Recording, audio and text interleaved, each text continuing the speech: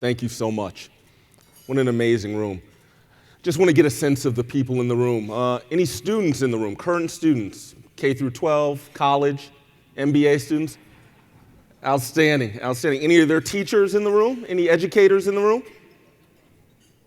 All right, those are my favorite people. You'll learn about that in a little bit. My mother's was a 50-year teacher in DC public schools, so I know where it starts and ends, and that is with our teachers. Any private sector leaders in the room? Outstanding. I see a number of my favorite companies here. And then elected officials, public servants in the room, nonprofit folks in the room, the chamber, thank you so much. We have everybody in the room that we need to make a difference. All right, that's what I want to begin with. Todd, thank you so much for the introduction, and thank you for everything you're doing in your own right to address diversity, both in Greenville, in the state of North Carolina, and in the nation. I'd also like to thank Dr. Nika White, Carlos Phillips, and Dr. Brenda Timms and the Chamber for bringing us together for this extraordinary event.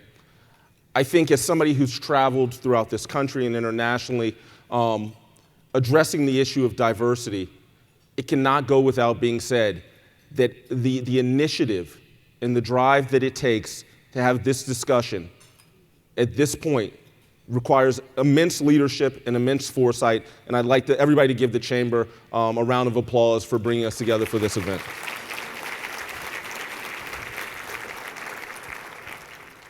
So I have a few slides I want to share with you today. I want to talk a little bit about my story. I want to talk a little bit about the work that we're doing at MLT, and also about belonging. You know, a number of us are familiar with diversity and inclusion. As a matter of fact, 80 years ago, as we came out of the civil rights era and we emerged into the era of affirmative action, which was largely a legal and compliance-driven issue, we started thinking about how do we have a more inclusive society? How do we bring other people to the table? But that was largely, again, legal and compliance-driven. And then, really, for 30 years, we kind of stayed in the same place. My father, who, after serving in the military and then went to the Library of Congress, dealt with affirmative action in the federal government for almost the entirety of his post-military service. And so that became the way that we thought about addressing diversity and inclusion. And then in the late 90s and the early 2000s, we started to address, diversity and inclusion. How do we bring more people to the table? How do we include them? But one of the things that we'll talk about today is what's an emerging concept in this space right now, and it's belonging, right? Belonging, I mean, if for those psychologists in the table, any psychologists in the room, right? Maslow's hierarchy of needs, right? That first psychological need is belonging, right? And that is the sense, and there's some people that we'll talk about here in a second, but it is the sense that you are appreciated where you are and that you can be most impactful and be your authentic self. All right, the way that we talk about belonging, and Pat Waters, who's the Chief Human Resource Officer at LinkedIn, is one of the leading specialists in this area. And LinkedIn is really, people think about it as a tech company, but it's really a people company. Can everybody read up there? What does it say?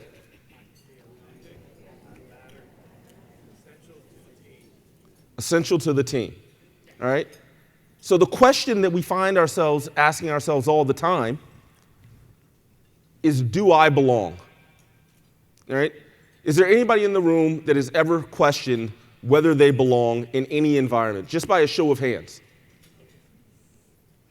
All right? It is impossible to be your best self when you question your sense of belonging. It is impossible to have your best team when your team is questioning their sense of belonging. And so, what does this have to do with diversity and inclusion? For too long, people of underrepresented minorities, women, right, people from different backgrounds, religious, sexual orientations, vets that are coming back into the country from a different environment, question whether or not they belong, whether it's in the workplace, in the school system, in the public service, the public or private sector. That disconnect does not allow us to function at optimal capacity. It doesn't allow us as the city of Greenville, the state of North or South Carolina, or the country of the United States. We're a $19 trillion GDP country. And John showed you, 30% of the country is underrepresented minority. But if those people, right, aren't operating with a sense of belonging and at their greatest capacity, then we're operating in a suboptimal way, right? It is almost not patriotic for us not to think about how do we give everybody an increased sense of belonging. So my story.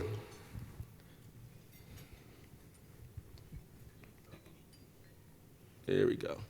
These people. They look a little bit like me. I love these pictures. My father, these pictures were taken about 2 years apart of each other. I think my father, that was 1964. He had recently been commissioned in the United States Navy. My mother, who Todd talked about, I'll tell the story now, I'll finish it. This was, I think, a picture from when she was teaching. She had just moved to DC. This is 1966. And this is the root of who I am. This is the root of who most of us are, right? Our parents, our brothers and sisters, for those of us that have them, oftentimes are our first influence in terms of who we are, what our values are, and what that sense of belonging is for us, all right? In my family, my mother was born in Durham, North Carolina in 1935. She was born to two parents who had less than a sixth grade education. They worked for Liggett & Miles cigarette factory, which most people at the time in North Carolina worked for. This is tobacco industry. This is, 70, 80 years ago. And that's how they put food on the table. They sent my mother, they sent her brother and her sister all to college. My mother completed her undergrad, her master's, and was a career teacher because she felt her biggest impact, her sense of belonging was in the classroom. My father, a different story. 1929 in Canton, Mississippi. My father was a sharecropper, right? When he was 15 years old, he lied about his age and enlisted in the Navy in 1945. Right? We didn't know this till he died, and he had two birth certificates, one from the state of Mississippi and one from the Department of Defense. All right? My father completed his undergrad, his master's, his PhD, served 28 years in the United States Navy, and then served over 20 years at the Library of Congress until he died. Okay? He skipped 3 generations in one lifetime. 3 generations in one lifetime. From picking cotton, right, to running a unit of over 60 people at the Library of Congress. So what do you think my parents valued? Education. That is absolutely it. Todd talked about my educational path. Some of that was choice, but at least 2 of those degrees were, you need to go back to school, okay? So then, what does this mean for my life, right? At MLT, part of what we talk about for underrepresented minority folks is, how do you have an advocate in the workplace, right? For many top-performing minorities and for top-performing people in general, right? We find that the playbook for success in school, for students out there, how do you get an A? You study, right? It's like swimming in a pool, in a lap pool. The wall's 50 meters ahead of you. You put your head down, you stroke, you study, you touch the line before somebody else, and you get an A. You get enough A's. One of these great companies out here is going to give you an opportunity to work for them. But the reality is that once you start that job, for our people in here that are early career, mid-career, and senior leaders, right, we recognize that the playbook for success in the workplace is materially different, right? Your performance and your value is largely driven by how other people feel you're bringing value to the table, right? There is no test. You don't know if it's a test or a quiz. You don't know who's your teacher and who's your colleague, who's your student, who's your TA, okay? So that sense of belonging, right, becomes even more paramount because the anxiety, right, the uncertainty of the workplace creates more volatility for you. So if you feel that you belong, if you feel that you're valued, if you feel that your work will be representative of the value that you're bringing to the organization, you will be rewarded as such, not only will you feel more comfortable, you will be more productive. So I'll run through my life here. All right, that first picture, that's me, my best friend. We went to school from first grade through college together. That's graduation from Morehouse College. After I left Morehouse, and I'll give the quick script here, I finished Georgia Tech, started as an engineer at IBM. All right? You see up there are a couple meaningful points in my life. The world changed September 11th, 2001. I remember where I was. I was sitting in Durham, North Carolina. I was making a flight reservation. This is before people did stuff on the internet, right? I'm calling AirTran, which doesn't really exist anymore. And I'm trying to get a flight from Durham, North Carolina to DC. My best friend calls me. He goes, dude, are you in front of a television? You got to check out what's happening. All right? All of these are connected. At IBM, after 9/11, I then started working on one of the largest projects at IBM, which was rebuilding the internet infrastructure for the New York Board of Education. Over 1 million students in New York's public city schools. So as a person that didn't like to fly a lot anyway, 5 months after this tragedy, I headed to New York. And every week for 7 months, I was driving back and forth and taking the train back and forth between New York City and Durham, North Carolina, because I was scared to get on the plane. All right? My wife there, in between those 7 months, I married my wife, who went to Spelman College, who was my college sweetheart. I was her math tutor. So I guess it worked out for me somehow, right, Todd? We got married, fast forward, went to Duke for business school. One of the reasons I went there is my favorite basketball team. I think the folks here in South Carolina, though, you guys did pretty well against them this year, right? Oh, all right. Another story for another day, but a great story about diversity, inclusion, and belonging with your Gamecocks down in South Carolina. A great, great story, and you all should think about that. So finished up there. My mom, that's graduation from Fuqua. And then I went to Wall Street. I was an engineer. I went to Wall Street. I started off at Bank of America in New York City, and then we moved down to North Carolina. And so here's a great story that Todd was sharing. So my mother, who you saw in the other picture, had some great friends, great sense of belonging growing up. One of her friends, who I call my Aunt Jeannie, was the first black female state senator in the state of North Carolina at the state legislature. This was my mom's friend. She lived with my mom when her parents died. They went to college together. This was a lifelong friend of hers. Probably the most painful day in my mother's life at that point was when she passed. And that was in March of 2006. Here's a crazy story. This is what happens in the world. We go to the funeral in North Carolina.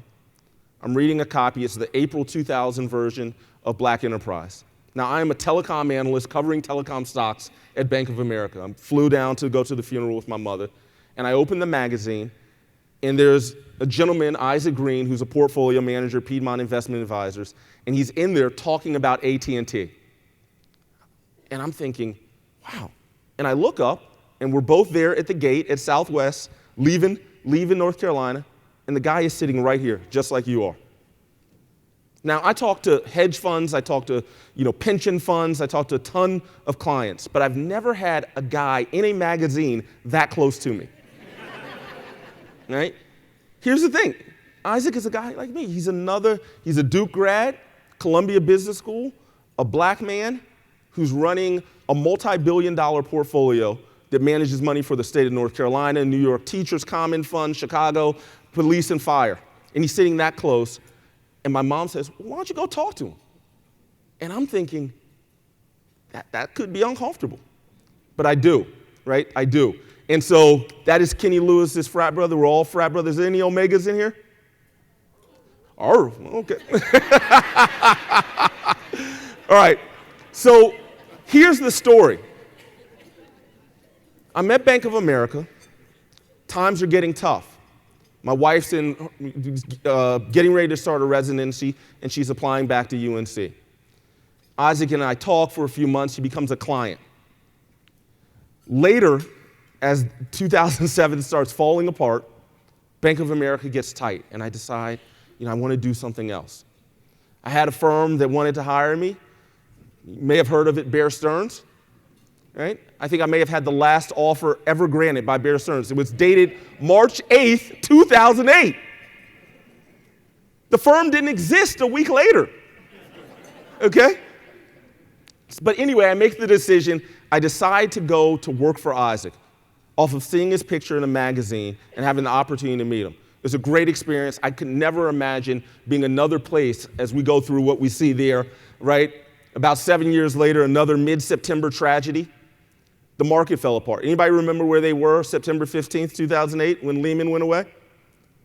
Right, I do. I was sitting at a Citicorp investment conference in New York City, and people's pagers, not pagers, but cell phones just started going off. Right? This is about 6 months after Bear Stearns, after that last offer letter that I got from a company that no longer exists. Right? The story I'm building here is you got to start thinking about your networks. Think about how they affect your life. Okay? A couple of more things happened. Somewhere along the way, a couple of kids moved into our house and started eating up all of our food. They started up eating all of our food, and then we moved home. We moved back to D.C. I'm born and raised in Hillcrest Heights, Maryland, right in the shadow of Washington, D.C. My wife is from Silver Spring. It was a great opportunity for us to move home. And then this last picture, something happened, right? Something happened to me. So I moved, a headhunter called me. Any headhunters in the room? Good. All right, I'm going to talk bad about them. All right. When a headhunter proactively calls you, be careful. Because they're going to give you an opportunity that you cannot turn down. That doesn't mean you should not turn it down, okay? I'll say that. Always network, always have the conversations. But when a headhunter calls you, remember, they're looking to get something out of it too. Call me with this great opportunity, a ton of money, leading my own team at a regulatory and policy shop in DC, where I was going to cover tech, media, and telecom, lead the practice in tech, media, and telecom. And I did. And I started covering a bunch of cool stocks. I started looking at what's going on with Spectrum and what's going on with performance royalty rights at companies like Pandora. Anybody have Pandora media on their phone? All right. I was the #1 Pandora analyst in the entire country. Right? I made a ton of money and notoriety off of covering that stock. All right? That was my one. Now, I blew a ton of others, but that was the one that I was good at. So December 2012, I've been there for a couple of years. I go play basketball every Thanksgiving with my buddies, and I started having some pain in my calf. And I thought, oh man, I'm getting old. I probably pulled a muscle. And I walk around for about a week with this. And then my wife's like, look, you're limping around here. Now I'm limping for different reasons, right? But you're limping around here. You look terrible. Here, come here. And so she gives it a little massage, and she's like, I don't know if I really want to do this. It sounds crazy. This could be like, a blood clot, all right? But she's saying it in jest, but she's a physician, right? Always listen to your mother, always listen to your wife. When they don't agree, leave the room, okay? So it turns out that I'm writing a report on Pandora. I'm upgrading the stock. The company has come out. They cut guidance by 20% because if you remember, at the end of 2012, right, this is right after Obama's after he's won the election for the second time. What happens in D.C.? What's the answer? Nothing. Nothing happens. Complete gridlock, right? The House, the Senate, the President, the White House, nobody can get along. Nothing's happening. The government's about to shut down. Sequestration, right? And so a lot of companies, for those companies in the room, you may remember this, they say, well, if the government shuts down, that's going to have negative impacts on what's going to happen in the rest of the private sector. And so Pandora thought that was going to happen too. They cut their guidance. The stock fell by 20% in one day and 10% the next day. But my firm and the folks I worked with said, you know what? We'll figure it out. We will not have one day where the market's open and the government will be shut down. If you remember, on a Sunday night, there was a kind of 11th hour deal that avoided the sequestration. All right? But let's get back to this blood clot, which we didn't know at the time, right? So I thought it was a cramp. The next morning I wake up, I'm coughing, I'll tell you, all that math and science doesn't mean anything when you think you know everything, right? So I figure with all of that education, I can WebMD something and figure it out. So I've diagnosed myself. I have walking pneumonia. Okay? I'm in my office. I tell my associate, I said, don't come in here. I got pneumonia. I'll send you a G chat, right? I'll send you an instant message. She's like, oh, you're kind of crazy, okay? So I go for another week, and every time I breathe, it feels like somebody's stabbing me in the chest. So finally, it's Friday. We're done. We had a good week. We had made some calls about this stock. I was doing a lot of research and thinking about, all right, what can we really do? Is this stock really undervalued? Is this an opportunity for my clients to make, a ton of money? Because that's what I'm thinking about. And I'm working in a silo, right? Do I feel like I belong to the firm? No, what I know is that my clients value what I say, but I'm working away from those pictures that you saw on the last slide. My parents didn't know what investment banking was. They were teachers. They were educators, okay? They didn't think about the world in that way. So long story short, I walk into Washington Hospital Center emergency room about 6 o'clock. My wife and I had an argument, ironically enough, in the parking lot of a church about who was going to take me to the hospital. And our daughter had a dance recital for the Nutcracker. And I said, I don't need you driving me. I'm going to go to the emergency room. I'm going to get some antibiotics because I have WebMD, but I'm talking to a physician, right? I'm talking to a physician. I said, I'll be out. I don't want to wait on you to come pick me up. I get there. I walk in. Do not telegraph when you go to the emergency room. Do not telegraph to the triage nurse what's wrong with you, okay? It's a horrible thing. I go in. She goes, well, what's wrong? I said, I think I got pneumonia. I got a pain in my chest. They take an x-ray. Long story short, they see some inflammation. They give me a Z-Pak, which is a little antibiotic. I'm waiting to get discharged. I hear this grumbling. And you saw my wife. She's a little bitty, woman, but a lot of fight, right? I hear this person coming through saying, get your hands off me. I am licensed and privileged in this hospital. And a big brother, about bigger than me, is walking behind her saying, miss, you can't go back there, right? He's a security in the emergency room. She goes straight into the head of the ambulatory care. She goes, what did they say about your leg? I said, I told you it's pneumonia. She goes, did you tell them about your leg? I said, no, it's my chest. She walks into the office. The guy comes back out 5 minutes later. He says, how come you didn't tell me about your leg? Long story short, they take me to do a CT scan. I've got 3 blood clots in my chest. All right, this is the picture here. Now, this picture, which is very funny, is me texting my trader about the upgrade note that I've written on Pandora. All right? You want to see the note? Uh-oh, let's see. Here we go. That's the note. That's the top part of my note. At the bottom is what the stock did. It was a heck of a call. Stock was $7.97 when I upgraded it. Over the next year, it went almost up to $40. That's the phone. Well, not the exact phone, but a picture of the iPhone 4 that I was typing on. Here's the big story for me and about this story. That note is sitting in a landfill somewhere. The people that I sent it to, I haven't talked to them in years. That phone is 3 generations old. My son won't even use that phone now, okay? You see what the stock did? I made people a ton of money for a year. Hopefully they sold it at the top, but the stock's $10 and change now, all right? Impact, belonging, feeling that you're making, that your work matters. How much did I feel? 0. Okay? So, anybody know Plato, right? An unexamined life is not worth living. Life is funny. It will give you these opportunities, right? It will give you these opportunities to examine your life, to think critically about your path and the direction that you're doing, right? This is what your career is. Your career is part of your life. You're thinking about a path. You're thinking about a direction that you're going to take. Life will provide windows for you to do it, but it's better if you can just do it proactively yourself before you end up in a hospital bed, okay? This picture I love, all right? And, there's a number of pictures like this, but when I was an engineer, when I was in investments, I hated vacation. I was all about my work. I coached my son's basketball team, and that was about it, all right? I was myopically focused on the job that I'm doing. But we have elected officials, we have public sector, we have private sector, we have education, we have everybody in this room that it takes to make a difference. But if you're not meeting all of these different people, and networking and engaging and developing your sense of belonging in this room, then you're going to limit your ability to impact.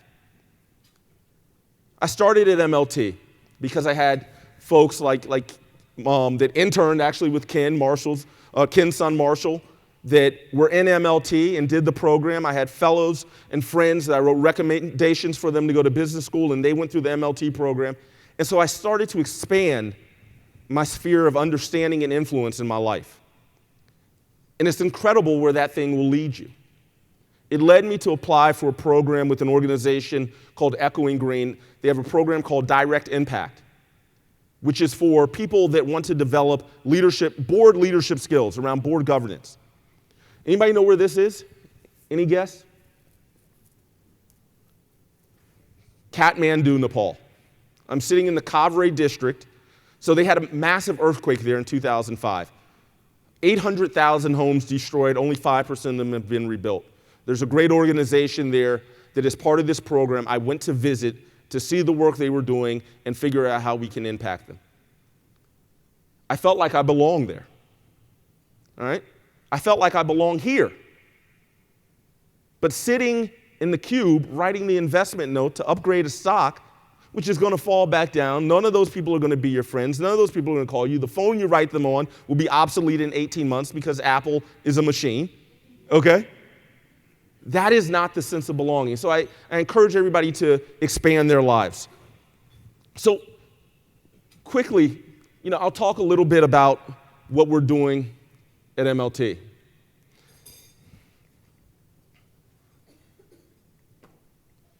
Right? Your story is all of our stories.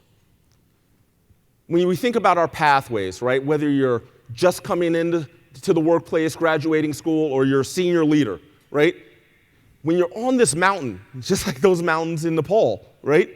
You got to start thinking about, how do I get to the next peak? And what I can tell you is that line is not going to be a straight path. Again, this is important for everybody, right? But as we think about multicultural leadership, right? There are many of us in the room, there are many of us in our communities that haven't been getting this lesson. Mom or dad was not working at a private sector organization, right? They weren't a CEO or COO of an organization like that, right?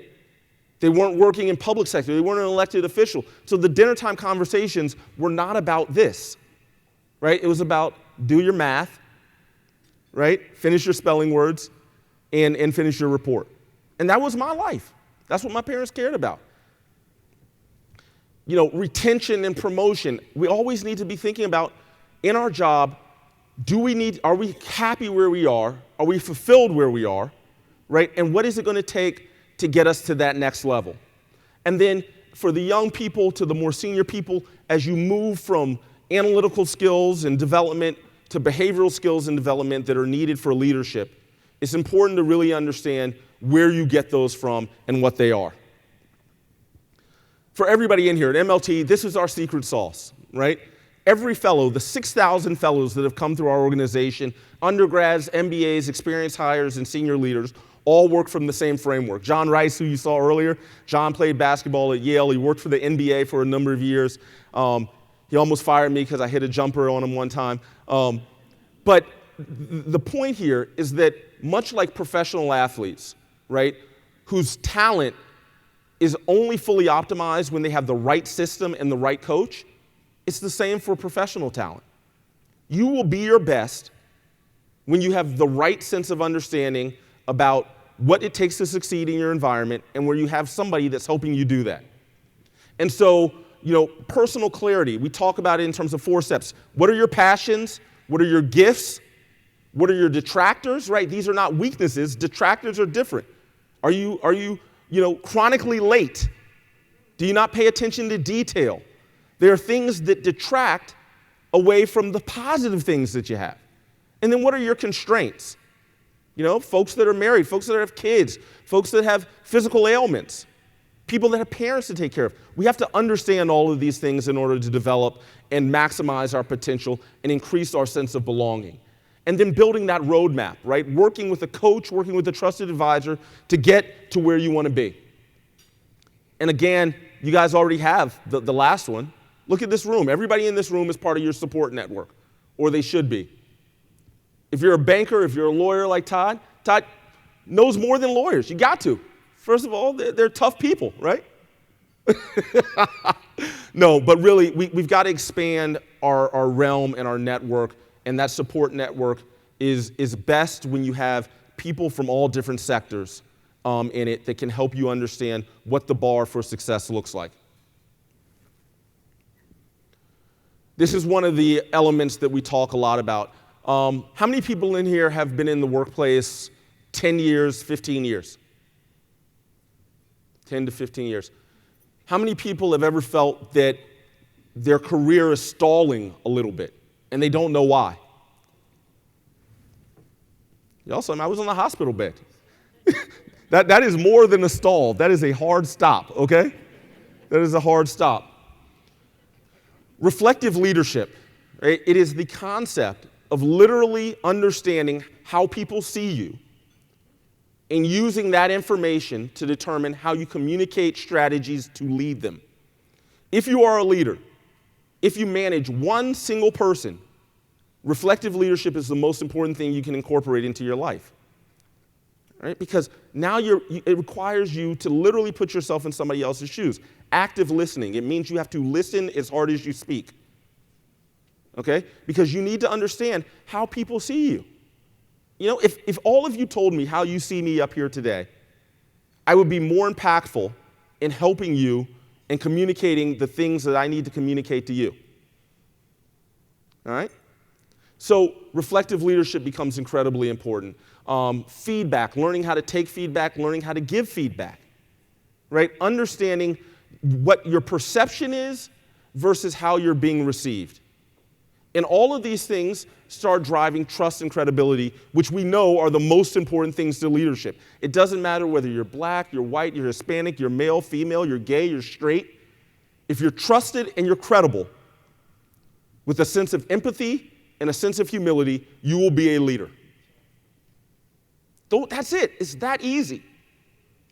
But you can't just read it in a book. You got to live it, right? You got to find where it is that it resonates most authentically for you. And when you do that, you have found your sense of belonging.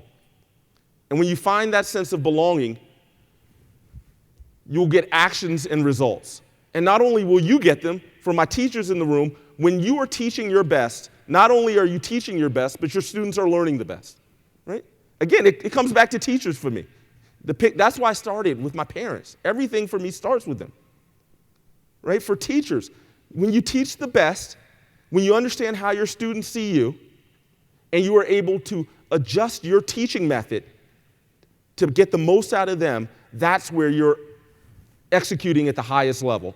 And for the people in the private sector, that's why we can learn the most from educators and teachers, because they communicate for a living. And that's what we all are trying to do, right? Whether we're communicating to maximize shareholder value, we're communicating for the social good of people, or we're communicating to educate people, it's all about communication. Leaders. So this is the tough part. Any CEOs in the room? Carlos?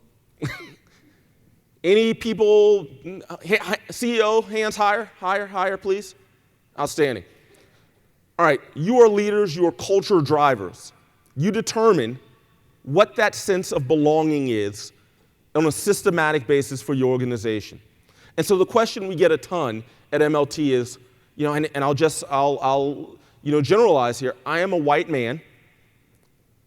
How can I make people of color? How can I make women? How can I make people of a different religion or sexual orientation feel a sense of belonging? How can I move the needle? I want to be a champion for diversity. How can I move the needle? Well, there are four kind of guidelines that we provide at MLT, and I'll lay them out here. But then there's a deeper element, which I think is very personal. You got to build a critical mass, and you can't be afraid to do it. What is a critical mass? A critical mass is where Marcus Shaw is a senior director at MLT, and I leave, and you don't bat an eye because you got somebody else in the pipeline that's a diverse candidate. It doesn't have to be another black man. It could be a Latina woman. It could be a gay white guy. It could be whoever you want. But it's somebody else that is additive to the diversity equation. That's how you know when you're critical mass, where you have a pipeline of diverse candidates that are waiting in the wings for succession planning. Strategic rigor. This is my favorite part of this. Diversity and inclusion is arguably your most, well, talent, right? Talent is your most important part of your organization. Artificial intelligence, we see it every day in the newspaper. Wall Street Journal runs an article about the machines are taking over every day, right? But people are responsible for doing everything. It's the most important asset class that we have in the world, human beings. It's not stocks, it's not bonds, it's not, engineering tools, it's people. Okay? So if your company wants to be successful, you have to address people and diversity of those assets with the same rigor that you address your core business. If you're a utility, you have to address diversity with the same rigor that you're provisioning energy or gas to your constituency. If you're an automaker, you got to address the human capital situation and diversity and inclusion with the same rigor that you develop resources to put out the best and brightest automobiles. Okay? You've got to commit to strategic rigor. You've got to, and we see it in sports, where you see people that are high performers early on, you've got to make sure that you are advancing them, right? It truly needs to be a meritocracy. Best people need to be on best teams so that they can become leaders and then find the next group of best people and develop the next group of best people to work on best teams. And it goes on and on and on. All right? We've got to remove any barriers that prevent us from having teams with the best people from diverse backgrounds. And then the last one, results and accountability. This is for the CEOs in the room. Your compensation has to have some element of being your success or failure in diversity, inclusion, and human capital. I'll tell you the honest truth. I work with over 100 companies. Only about 30% of them have flow-throughs in terms of diversity and inclusion impacting executive compensation. But those are the companies that are being the most progressive and are leading the way. And so, whatever you measure, right, that's all that you can be held against. You got to measure, develop some metrics for success, and then you have to execute against them. And if you win, you get paid. If you don't, you don't. That's it. Okay? I want to come back to why this is so important, because Nika has talked about this, but behind belonging is the motivation for it. And this can't just be an accident. It has to be intentional. Right? For the leaders in the room, this has to be intentional. For the students, early, mid-career people in the room, that playbook has to be intentional. You have to think about what your personal clarity is, right? Think about passion, your gifts, your detractors, your constraints. You have to seek out the bar for high performance at your company. What does it look like? What do high performers look like? What are their skills? What are their relationships? What are their accomplishments? Not where did they go to school or what did they major in. What are they good at? Who do they know? And what have they done? And that is where we find our sense of belonging. It's got to be iterative, it's got to be intentional, and it's got to be something that we're committed to no matter what we look like.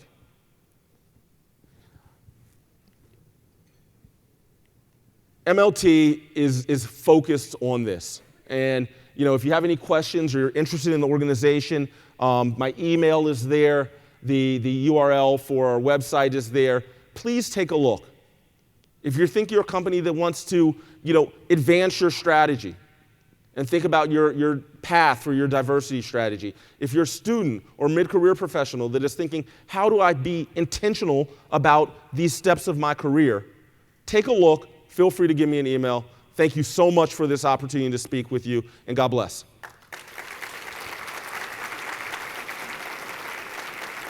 Questions?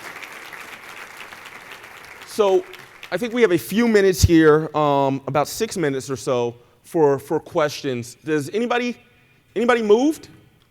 Move to action? Anybody learn anything fun?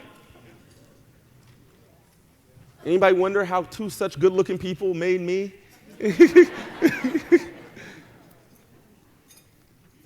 you have questions, oh yes, we have a microphone here and a microphone here. Is it on? Yes. Hi, how are you doing? Thank you so much for sharing your story. I'm sending you some Coleman love, member of DST. Are you the best sorority?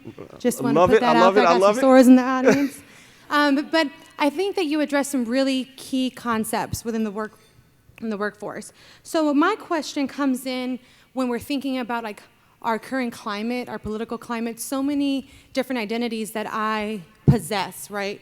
And so my question to you is, what role do you believe intersectionality plays when we're thinking of addressing complex social issues and social justice for all in the workplace? Wow, that is that's a doozy right off the bat. My bad. I should have known. You have all these degrees. I had to get you, you know? Yeah. So intersectionality, is a critical word that we use today, and it's about, how can we leverage the resources that we're putting towards, any initiative that we're trying to do. So for instance, in the diversity and inclusion, it's what can you take from kind of the race and ethnicity equation, and how can you use that to leverage against, the gender equation, right? We see this in Silicon Valley where, they've had more success recently with gender diversity, but still struggle mightily with ethnic diversity. Mm-hmm. I think what we've seen is that using the voice and building coalitions amongst different organizations is obviously the most successful path for being impactful for a couple of reasons. Number one, you get best practices. Number two, you're able to actually leverage real resources and time. And number three, you're forming a bigger coalition so that when you're going to organizations, and for those organizations out here that are in the private sector and may have ERGs, where you may have a black workers organization and a Hispanic workers organization, a women's organization, you are more powerful when you move to leadership and saying, we want to be more intentional about the way we think about diversity, and that will benefit everybody. So I think that, I'm actually on my way this evening to a board meeting at Fuqua at Duke, and the same question comes up in the business school about, how does the Black and Latin student organization leverage the intersectionality with the women's organization and with some of the religious organizations, and you've got to put it together. It's like a business 101, right? You've got to find synergies in order to drive the most value. So does that answer? That was a much smarter question than I am. I want to give them a chance, so thank you so much. Thank you. I'll tip it. Hi there. So something I've really loved about the whole theme of this luncheon and what you presented is this theme of you matter. Yep. And I think all of us sitting here, we're in this room because we understand that and buy in and believe in it. And my question is about how we take this back and implement it in our lives and our workplaces, especially when we look at historically excluded employees, and what are some practices that our organizations can have in place, like allies, mentors, structures, to ensure that historically excluded employees that we're giving these opportunities to participate in meaningful, authentic assignments, initiatives. So another great question. From the business standpoint, and I'll give you an anecdote about one of the things that we saw was most powerful in terms of people who get it and are high performers in the workplace and people who don't. It's not your manager, it's not your division or your role. The formation of informal networks with people that are meeting the bar. It is, I see, what's your name? Lori. Lori. I see Lori. We work together. Lori is getting it. She is a high performer. If I have 3 conversations with you a year, and they can be about anything because naturally they're going to be about work. Work is going to creep into it. What are your skills? What are your relationships? What are your accomplishments? 3 conversations about that with you a year increases my probability of knowing the bar and becoming a high performer by 70%. All right, here it is, affiliation. Companies that want to succeed need to de-risk the affiliation proposition for their employees. Make it clear the people that are meeting the bar for high performance. And then encourage, incentivize those people to share their stories with other people. Again, we've got to de-risk the equation, right, for meeting the bar, for sharing the bar, for understanding what high performance looks like. And so, for an organization that's looking around building, allied mentorships or opportunities like that, I would say, where you're seeing it be done, where you're seeing it done successfully, reward it and highlight it, and encourage the replication of that in other places. Thank you. Absolutely.